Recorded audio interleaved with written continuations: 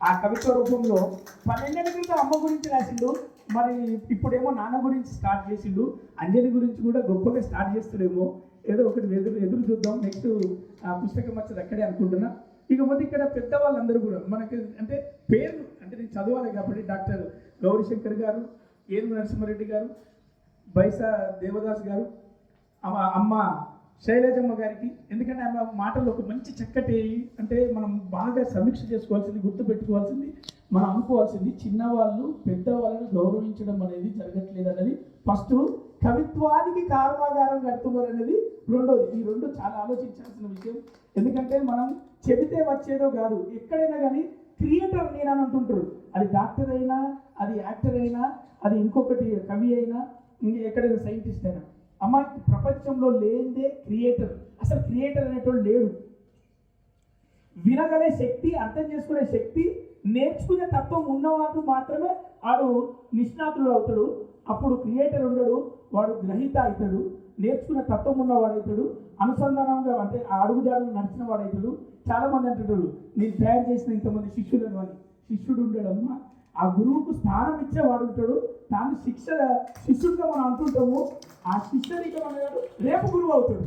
ఆ స్థానానికి ఎప్పుడు కూడా నేర్చుకుని ఇక్కడికి వచ్చి నేర్చుకునే తత్వాన్ని ఒకటి విజయ చేసుకున్నామా. మీరు చక్కటి మీరు మాటలు చాలా నేను ఆలోచింపజేసినాయి. రాయలసీమ ముద్దు బిడ్డ నీ గుర్తు పెట్టుకుంటా. తర్వాత మన పెద్దూరు వెంకటరమణ దాస్ గారు, అలాగే సరికొండ నరసింహరాజు గారు. అబ్బా అన్న నువ్వు చెప్తున్నది అసలు మామూలు లేదన్న, మైకు అసలు అద్భుతంగా చెప్పినావు. అంటే కింద ఉన్నోడు కూడా అక్కడ ఉన్నోడు కూడా వినపడుతుంది, ఇది వినకపోదాం అనిపించుంటుంది, అంత చక్కగా చెప్పిండు. అలాగే మౌనశ్రీ మల్లిక్ గారు ఇక్కడ రావడానికి కారకులైనటువంటిది, రెండోసారి కారకులైనటువంటి మౌనశ్రీ మల్లిక్ గారు కవే కాదు, సహృదయము, సహోదరుడు. ఏదైనా కూడా నేను చెప్పినా కదా, రాసాయి తీసే వచ్చేస్తా కానీ నువ్వు చెయ్యి నీ అనుకున్నా అంటుంటాడు. అది నిజానికి అంటాడు, అబద్ధానికి అంటాడు, ఇప్పటికీ అర్థం కాదు. ఇప్పటికి అన్న నేను ఇట్లా రాద్దాం అనుకున్నా, రాసాయి అన్నాడు. అన్న ఇక ప్రింట్ రాకపోతాయి అన్నాడు. అరే ఇది వదిలించుకోడు అంటాడా, ప్రేమించి అంటాడా, నేను ఉన్నాను ధైర్యం ఇస్తాడా, లేకపోతే నాకెందుకు అంటే హైదరాబాద్లో దారి అడిగితే చెప్తారు కదా సీదా జావు అని. ఇదే ఫస్ట్ అక్కడికి వెళ్ళిపోమని చెప్పి సీదా జావు అంటాడా, అదే చక్క పోరా బాబు నీకు దారి చెప్తాడా అర్థం కాకపోయింది. కానీ అతనితో ప్రయాణంలో నేను చెప్పాలనుకున్నది చాలా సహృదయంతో. కొత్త వాళ్ళు వస్తుంటే ఆ ఏమరాజును ఎందుకు రాజును ఇప్పుడు అవసరమా అనే వాళ్ళని కూడా చూసుంటాయి. ఈ మన రచయితలలో నేను చాలా చూశాను. ఎందుకంటే నాకు అది అనుభవం అయింది. రాశాక ప్రింట్ చేసే లోపు చాలా అనుభవాలు వచ్చినాయి. అయితే ఏం రాసిన అనకుండా రాసినావు కదా నీకు కరెక్ట్ అనిపించింది కదా కానీ అంటాడు మౌనశ్రీ. అందుకే మౌనంగా ఉంటాడో లేదో తెలియదు కానీ మాకైతే అండగా ఉంటాడు అనిపించింది. తర్వాత మరి రాఘవరెడ్డి గారు, వీళ్ళ ఒక్కొక్కరికి నేను ఎందుకు చెప్తున్నా అంటే అతిథులుగా వీళ్ళు వచ్చినట్టు అనుభవాలతో పంచుకున్నటువంటిది, ఒక కొత్త వారిని ఆశీర్వదించడానికి వచ్చినటువంటిది, ఇదంతా కూడా ఒక ఉన్నది. ఇక సమీక్ష అయిపోయింది సార్, నేను ఏం చెప్పను కానీ నేను చెప్పాల్సిన బాధ్యత. ప్రణమిల్లే పాదాలు మీరే విధంగా చదివిలో, మీరేం చదివిలో, మీ అనుభవంతో ఏం చదివిలో చాలా చక్కగా చెప్పుకుంటూ వచ్చారు. నాకున్న అనుభవంతో నేను ఒక కొత్త విద్యార్థిగా చూసింది ఈ ప్రణమిల్లే పాదాలకు ఒకసారి గట్టిగా చప్పట్లు కొట్టాల్సింది నేను చెప్తాను. ఇప్పుడు ఆయన అనుభవాలతోటి 12 సంవత్సరాలు అమ్మ తర్వాత నాన్న తర్వాత ఇక్కడ అతను చెప్పాలనుకున్న ప్రతి విషయాన్ని అతను సంఘంలో ఒక సంఘంలో నా సంఘం చుట్టూ ఉన్న క్యారెక్టర్లలో ఎవరు మాట్లాడకపోతే ఎలా అని బాధపడ్డాడో, నేనైనా మాట్లాడకపోతే ఎందుకు అనుకున్నాడో, మొత్తానికి ఆయన ప్రకృతి గురించి మాట్లాడిండు, తల్లి గురించి మాట్లాడిండు, చెట్టు గురించి మాట్లాడిండు, రోడ్డు గురించి మాట్లాడిండు. ఎగ్జాంపుల్ ఏంటంటే అంబులెన్స్కు దారి అండి, మనము అరుస్తున్నాము, పోతున్నాము, మనం వెళ్తుంటాము. ఈ బతుకు పాటలో ఫస్ట్ ఆఫ్ ఆల్ తల్లిదండ్రులకు విలువించిన ప్రతి ఒక్కసారి గట్టిగా చప్పట్లు కొట్టాలి ఈ లోకం మీద. అలాగే ప్రణమిల్లే పాదాలంటే ఎవరో కాదు, తన కన్న తల్లిదండ్రులతో పాటు మన కన్న తల్లిదండ్రులకు కూడా ఒకసారి గట్టిగా చప్పట్లు కొట్టాలి. ఎందుకంటే సందర్భం దొరికితే పాదాలను గట్టిగా పట్టుకోవాలనుకోవాలి, సందర్భం దొరికితే వాళ్ళు గుర్తు చేసుకుని చప్పట్లు కొట్టే స్టేజ్లో ఉండాలి. ప్రతి తల్లిదండ్రులకి ఒకసారి గట్టిగా చప్పట్లు. అలాగే ప్రణమిల్లే పాదాలలో మనం ఇక్కడికి రావడానికి ఎన్నో నేర్పి చెవి మెది పెట్టిండో, తొడపాశ పెట్టిండో గురువులనే వాళ్ళు ఉంటారు. ఆయన హైదరాబాద్ రాగానే భుజం మీద చేసి నేనున్నాను, గురువు స్థానంలో ఉన్నాడు. స్థానం, స్థాయి, హోదా అనేది నువ్వు అడుక్కునేది కాదు, ఎదుటోడు ఇచ్చేది కాదు. ఆ స్థానం, స్థాయి, హోదా దగ్గరికి అన్నీ వస్తుంటాయి.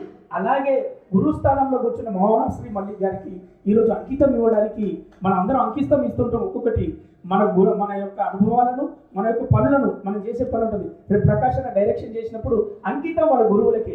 కాబట్టి ప్రతి గురువుకు, ఇక్కడ కూర్చున్న గురువులందరికీ, మన ఇంట్లో ఉన్న మన చదువు చెప్పిన గురువులందరికీ అంకితం ఇస్తూ ప్రణమయ్యే పాదాలు మన గురువులే. ఆ గురువులందరికీ ఒకసారి గట్టిగా చప్పట్లు కొట్టాలి. అలాగే అంబులెన్స్కు దారిచ్చే ప్రతి జీవికి అర్థం చేసుకొని మనం ఏం చేస్తామంటే దారి పోతుంటే అంబులెన్స్ సౌండ్ వినగానే భయపడే వాళ్ళు కొందరు ఉంటారు. అంబులెన్స్ సౌండ్ వినగానే అర్థం చేసుకున్న వాళ్ళు కొందరు ఉంటారు. అంబులెన్స్ సౌండ్ విన్నప్పుడు నాకు బాధ అనిపించింది ఏంటంటే, నేను దేవుడిని దండం పెట్టుకున్నది, అయ్యా ఆ స్థానం ఇంటికి బలమైంది, అవసరమైంది, నిలబెట్టేదైతే ఖచ్చితంగా నువ్వు నిలబెట్టు. లేదు ఖర్చుతో కూడుకున్నదంటే నీ ఆలోచన వదిలేస్తున్నాను, నీ దండం పెట్టుకుంటా ఉంటా. అంతటి చక్కటి ఆలోచన ఇచ్చింది అంబులెన్స్కి దారి. అలాగే ఒక చెట్టు గురించి రాసినప్పుడు ఒక కడపైంది, గడపైంది, మన బావి చేరుకునే దూలమైంది. అట్లాంటిది ఆ చెట్టును తోలులాగా ఆ శరీరాన్ని, అంటే తేజ గారు డైరెక్టర్ గారు అంటారు, ఎప్పుడైనా ఆకులు తెంపుతుంటే పట్ల కొట్టరు చేతుల మీద. ఎందుకు కొడుతున్నారు సార్ అంటే, దానికి నోరు లేదని కొమ్మలు తెంపుతున్నావు, ఆకులు తెంపుతున్నావు, కాయలు తెంపుతున్నావు. ప్రకృతిలో దేవుడు నీకు ఆకలి, నిద్ర అనేవి రెండితే వాటి రెండింటి కోసం ప్రపంచాన్ని నాశనం చేస్తున్నారయ్యా. ఆ మొక్క ఏం చేసింది? దాని ఆకులు ఎందుకు దెబ్బతున్నావు? నీకు అవసరమా? ఇప్పుడు ఆకు అవసరమైతే ధూపదించడానికి గ్లాస్ అవుతుంది, లేదా ఇస్తరాకు అవుతుంది, ఒకరికి నీడవుతుంది, ఒకరికి తోడవుతుంది. అట్లాంటి దాన్ని నువ్వు తెప్పి పారేస్తే ఎలా అవుతుందయ్యా అని చెప్పిండు. అలాంటి సిచ్యువేషన్లు, ఇలాంటి అంతర్గతంగా చాలా మాట్లాడుకునే సందర్భాలు ఉన్నాయి. ఒకటి అది సమీక్ష రూపం కాదు, అది నేను చెప్పాలనుకున్నది కాదు. ఈ పడక కుర్చీతో పాటు కవిత గురించి మనసుకు ఆపలేకుండా వచ్చేదే కవిత అన్నారు. నా జీవితంలో కవిత రాయలేదు, చెప్పాలనుకుంటే మా ఆవిడేమంటుందని భయపడతా. ఫస్ట్ నా ప్రేక్షకురాలు మా ఆవిడే. ఎందుకంటే మా అమ్మ నాకు అర్థం కాదు, ఏదో చెప్తాను అనుకుంటున్నాడు, మా ఆవిడ నేను చెప్తాను అని ఇంటది తప్పేద్దామని. మొత్తానికి అయితే అలా ఒప్పించుకుంటూ మనుషుల గురించి రాశాడు. మన దాంట్లోనే మంచి మనుషులు ఉంటారు, చెడు మనుషులు ఉంటారు. వాన పడితే పడ్డది అని, వాన పడితే పడలేదు అని అనే ఒక సందర్భాన్ని చాలా చక్కగా రాసి, మాట్లాడడానికి వచ్చినప్పుడు ఒక్కరు కూడా రాలేదని, వచ్చినప్పుడు నా వాళ్ళు అనుకోని వచ్చిందని మనిషే ఫీల్ అవుతుందని, మనుషులలో మంచి మనుషులకు ఒకసారి గట్టే చప్పట్లు కొట్టాలి. ఇప్పుడు ఉన్నది మీ మంచి మనుషుల మధ్యలో సాగుతుంది. ఇలా ఒక్క సందర్భంలో, రెండు సందర్భాలు, ప్రతిదీ కూడా కారణ జన్ముడు అనే వాళ్ళు ఇక్కడ గురువు గారి దగ్గర నుంచి అక్కడి వరకు మన సుధీర్ గారు కూడా కారణ జన్ముడు అయితేనే, ఏదో కారణం చేతనే ఈ భూమి మీద పుట్టింది అనడానికి 2 పుస్తకాలు రాశాడు ఆయన 12వ వ్యవధిలో. కాబట్టి కారణ జన్ములైతేనే ఎంతో మంది తండ్రి కణాలనుకుంటే కూడా ఎన్నో వేల క్రోమోజోమ్స్లోకి వెళ్ళి ఆ వాటిని డామినేట్ చేసి భూమి మీదకి వచ్చేవాడే కారణ జన్ముడు. ఎప్పుడు కానీ గుర్తుపెట్టుకోండి, మనం ఏ కారణం లేకుండా భూమికి రాము అని మరొకసారి గుర్తు చేయడానికి మంచి, ఇవి కవితలు కాదు మన బాధ్యతలు, ఇవి కవితలు కాదు మన అనుబంధాలు, ఇవి కవితలు కాదు ఒక మంచి పుస్తకంతో పాటు మనం చాలా రోజులు మాట్లాడుకునే సందర్భాలు. కాబట్టి వన్స్ అగైన్ నేను అన్ని చెప్పలేకపోయినా నేను ఒక మంచి పోస్ట్ రాసి పెడతా ఈ పుస్తకం పైన. మొత్తానికి మరి అంజలి సమేత ప్రసన్న, అంజలి ప్రసన్న అన్నాడు. ప్రసన్నం చేస్తున్న అంజలి సమేత సుధీర్ గారికి మరొకసారి అభినందనలు, ఆశీస్సులు మీ అందరి తరఫున. ఎందుకంటే నేను చిన్నోడు కాబట్టి ఆశీస్సులు లేదు, ఇంకా బాధ్యతగా, ఇంకా గొప్పగా వీళ్ళందరూ అమ్మ చెప్పినట్టుగా పెద్దవాళ్ళని గౌరవిద్దాం, చిన్నవాళ్ళుగా నేర్చుకుందాం. ప్రతి ఒక్కటి వచ్చే తరానికి మనం ఆదర్శంగా నిలబట్టడు. కొందరి పేర్లే నిలబడుతున్నది అన్నది అమ్మ. దానికి రీజన్ చెప్తానమ్మా. వాళ్ళు కలం పట్టి రాసి వదిలేయట్లేదు. కలం పట్టిన వాడికి ఎక్కడో అక్కడ ఆసరగా మరి అంత అండగా నిలబడుతున్నారు. కాబట్టి ఆ అండదండలున్న అన్న స్థానంలోనో, గురువు స్థానంలోనో మరి ఒక గురువు వచ్చి అభినందన చేయడానికి, ఆశీర్వదించడానికి వస్తున్నారు. కాబట్టి ఎప్పుడు యుగంలో రాముడు రావణాసుడు ఉంటారు. రాముడు తరఫున కొంతమంది, రావణాసుని తరఫున కొంతమంది యుద్ధం చేస్తుంటారు.